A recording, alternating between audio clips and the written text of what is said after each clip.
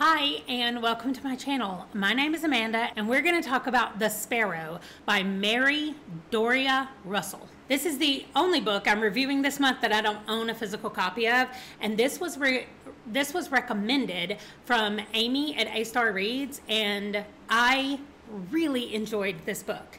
So it was written originally in 1996, and it is set in, well, there's quite a few timelines, but predominantly it is in 2019. In 2019, humanity finds out that there are extraterrestrial life when a listening post in Puerto Rico picks up exquisite singing from a planet that will come to be known as Rakat. So that's where it starts. The UN immediately starts to debate, like, who's going to go and try to find this planet. We can hear the singing coming from there. Who's going to go? Well, they decide to send a group of Jesuit priests, which is why I'm wearing these cross earrings today. I'm trying to stick on point.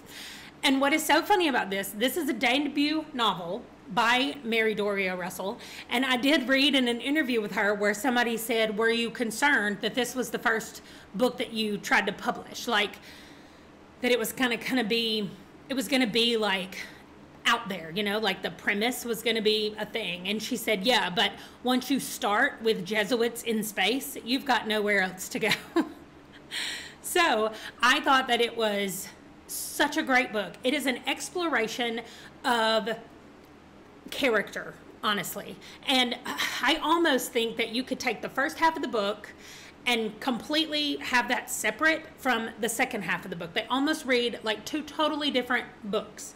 But there is a group, again, of Jesuits who are sent to this planet. And in the future, only one priest returns from the planet. So we have him telling his story to the group that he's come back to, and they're like, okay, we need to know, because it's been hundreds of years since you left and now you're back, and we want to know where everybody is and what happened and all that stuff. And so we're getting his storytelling where he is now, and we're also going back to 2019 when the group goes there. And so we kind of meet in the middle at some point where we have his version and we have what happened, and they kind of meet.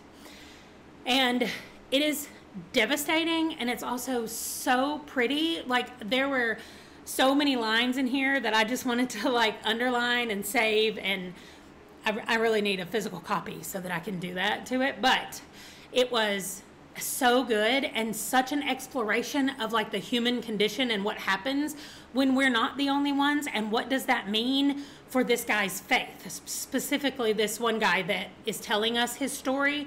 He was already questioning things about his faith and Christianity and all that kind of stuff, and being a Jesuit priest. And so that kind of all comes full circle as he is sent out to find an alien species and like connect with that planet and figure out a way to communicate.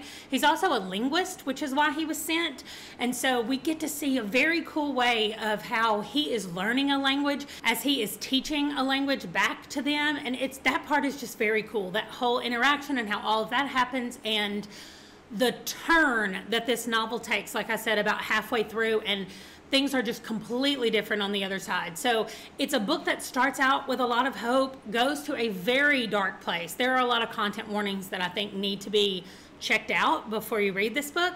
And then it ends again on that little bit of hope at the end, which is a perfect novel for me. Like, I'm okay with the darkness in the middle as long as I get just a little bit of hope at the end that things are looking up or things could be going better. So this was just such a great book. I can't believe it was a debut novel, and I definitely recommend it for anybody who likes sci-fi, speculative fiction stuff in that genre. So I would like to know if anybody has read this. Let me know what you thought about it. And it's called The Sparrow, but it doesn't really have anything to do with a sparrow, but leave me a bird emoji. If you can find one. Surely there's something more than just a chicken emoji. I'm not sure. But if you can find a bird, leave me one, and I will just see you in my next video. Bye.